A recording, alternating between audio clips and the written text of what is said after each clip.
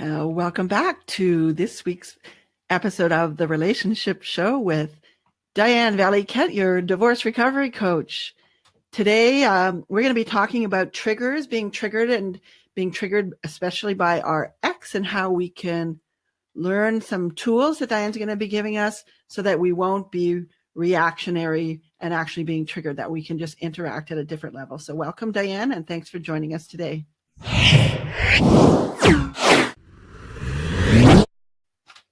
Oh, thank you, Rebecca. So hi.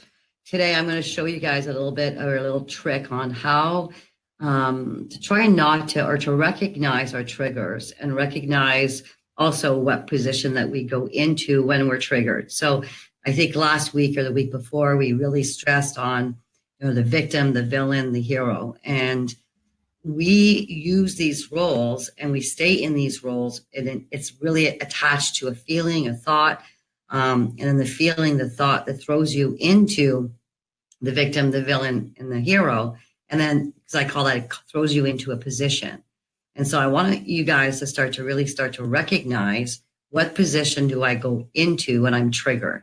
So I have a little chart here, and I'm going to do some explanations on what I mean by get out of being triggered and be a little bit more in control of your own feelings and your own emotions, and how you you be in control of your reactions as well. So can we see, Rebecca? So first I want you guys to know what that means. So you're in the flow, okay? And I want you guys to be, sorry, I'm moving around here. I'm not really good at this. So I want you guys to understand, so you're in the flow. So you're doing good, your day's going good, and all of a sudden you can feel either a little bit kind of feeling bad about yourself, or you can feel pissed, or you feel like, oh my God, I got to do something about something. So again, I'm describing the three positions. So the rescuer, there's a rescuer, there's the villain, and the victim, right? So the villain gets angry, the victim gets really down on themselves most of the time, and the rescuer, when they get triggered, they'll try to go fix something. So I want you guys to start to really learn that to be in command or in charge of your triggers. So you're feeling good, your day's going on, and it's really feeling okay. And then all of a sudden you're triggered. So this says something happens. So something happens and it triggers you into feeling bad or being pissed or feeling not good enough or not good. And then what people do is they spiral all the way down. So you spiral, and it takes a long time to try to get yourself out of that spiral and into kind of saying, okay, what just happened? So really what I want to teach you is, how can you get in the flow to I'm triggered? Instead of spiraling all the way down, I want you guys to shift it and go back in the flow. But in order to shift it, you need to ask yourself some pretty specific questions. So you're triggered, something happens. I want you guys to be able to say, okay, interesting. So if you can use the word interesting, it makes you not so attached to the trigger, and it puts you into a place where it's kind of, a discovery, or wondering, what just happened? So I want you guys to really always remember. So you're triggered, you're feeling okay, your ex calls and he has you completely spiraling and triggered. I want you to be able to stop and say, okay, what just happened? And then you can figure out. So he called me and he made me feel like I wasn't a good mother, and that he's so much superior of a parent than I am. And I want you guys to stop and ask yourself, is that the truth? Right? So is that really the truth? Do you actually believe that you're a really shitty parent? Do you actually believe that his thoughts about you? And you know what? Some of you are going to say, yeah, but he makes me feel this way. No, he can't make you feel this way. If you feel that way, is because there's a part of you that you want him, her. I'm talking like, doesn't matter, him, her. There's a part of you that wants still validation from him, or approval from him, or a pat in the back from him or her, and you're never going to get it. So you're not going to get that from him, because it's continuing a dynamic that was already in your relationship. And what caused the breakdown of the relationship is, a a person that's more bullyish or will be, passive aggressive or aggressive, you don't think they're going to change upon the separation, right? And the biggest mistakes people make is, oh, I thought once we were separated that he or she would change, or they would see the light, or they would, and it's a myth. I say that to my clients all the time. I say it in my workshop.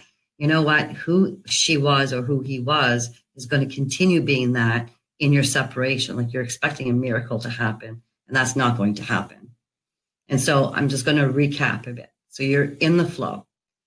You get a phone call from he or she, and he says, like, she says, I can't believe you put the kids to bed at 9 o'clock. Now they're all, they're all riled up today when I get them.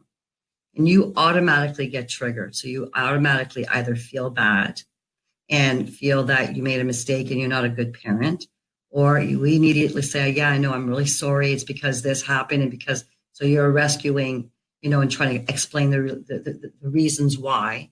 Or thirdly, you're pissed and you're like, who do you think you are? Don't tell me what to do. None of those will get you in a place of feeling empowered. None of those comments or reactions are going to move you forward out of this relationship. And so the bottom line is really, really stopping and saying, okay, I'm triggered. I was really feeling good and I am triggered. Start to really just recognize that. Recognize that you're triggered and that here I am again. And I want to get to the here I am again, because there will be a theme on what brings you to the place of being triggered, right? And if you have a wound that exists inside of you, that wound will always, always be triggered. And so I want you to start being in command of that wound, and also understanding that wound and understanding where that wound came from, right? So for me, for example, I'm a really good villain. So if my ex would have even dared to call me and say, I can't believe, I probably would have said like, you, and hung up on him, or like would have had no value to him telling me anything. But I say that, yet it would piss me off. And so I would be spiraling in, who does he think he is? Right? So obviously, I say, oh, I don't have that wound. Obviously I did, because I didn't like the fact that he would question me on something and make me feel terrible about something that I did that he didn't agree with, right? And so I would spiral for hours and hours about, who does he think he is, and why is he telling me this, blah, blah, blah. And I came to a place to realize, okay, just stop. Stop, you're triggered. Stop and say, that's interesting. And then it kind of puts a little like, oh my God, that's interesting. And then say, what just happened? And from what just happened, I want you to start to understand what just happened. And I want you guys to ask yourself, is that the truth? Right? So he's made me feel small. That phone call made me feel small, made me feel that I did something wrong. And it made me feel that he was judging me, and that he was evaluating how I was being as a single mom.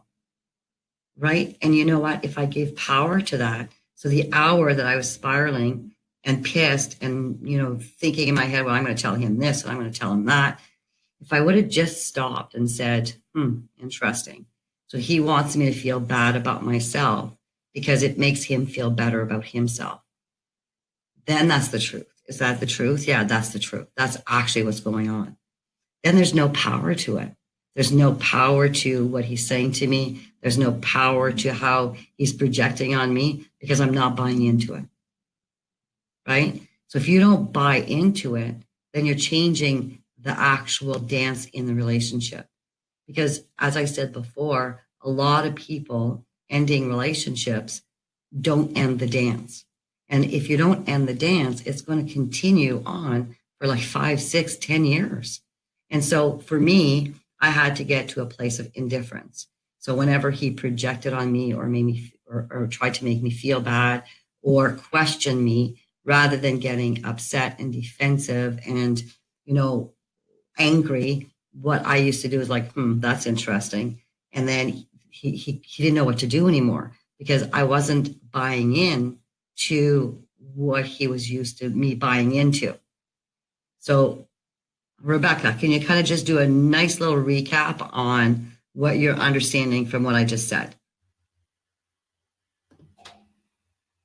Okay. Well, essentially, it was just to take a different stance when you get triggered like Tigger. Mm-hmm. Like a tiger. What's going on? That's interesting. Mm-hmm. And then understand where that came from. Sort of pay attention to why that triggered me or hurt me or offended me so much, and don't really spend a lot of time there. And then, as I try to understand it, figure out that it's really coming from the other person, whether that's my husband or my wife, depending, and then let go of that, and then go, that's the truth. That's not my truth. Is that the truth? But the initial one that you say, is that the truth? And it's not the truth. Either I'm not like a stupid idiot, or I'm not a bad mother, or I'm not like being neglectful, or I'm not this, or I'm not that.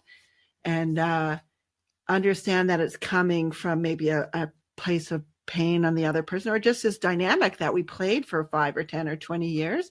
Yeah. But by becoming aware and knowing that it's no longer the truth allows me to shift the interaction. And as you said, go back into having a good day or my flow without spinning out on all these emotions that are operating from a place that's no longer serving me. Mm-hmm. Brilliant. That's so good, Rebecca. Brilliant. All right. So we're going to, I know, really good. Okay. I'm just going to give you guys a picture of it just so that you have a visual. Okay. So have a visual, and whenever and put it like almost on a little recipe card and keep it close to your phones or your pockets or whatever. And when you're entering into a conversation with your spouse, your ex-spouse, and you're going to get triggered, keep this little thing here and put it on a recipe card so that you can put flow. Something happens. Instead of spiraling, I'm going to ask myself, is that the truth? I'm going to stop and say, interesting. And I'm going to say, okay, so which wound is he touching? Right? So the wound that he's touching could be, I'm not good enough, or he's, it gives him even more validation of why he laughed or she laughed or I laughed or whatever. Wherever your mind goes to spiral, stop, interrupt the spiral mind. And as you interrupt the spiral mind, you're going to ask yourself, what just happened? Right? I got triggered. Something happened. I feel this way. And is that the truth? What he's saying to you and what the wound is saying to you, is that true? And most of the time it's not.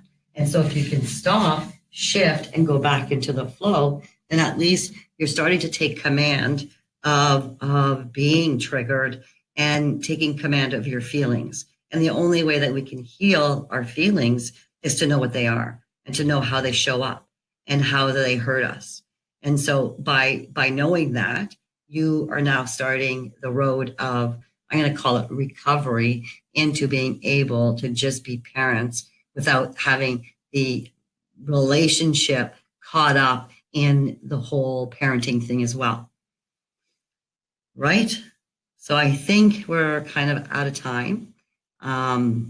Next week, I want to really talk about wounds. I'm going to talk about the wounds that show up in our marriage. So usually the wounds that break us up in our marriage, and the wounds that we continue to have, in the first couple of years of separation.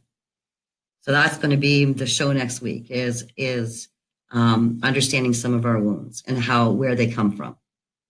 So hope to see you next week. I think there's a link below is there, Rebecca, a link on the 12-week course that I give that's starting Thursday? And then the next one will start in September, and we cover all of these topics. So thank you for being here, and we'll see you next week.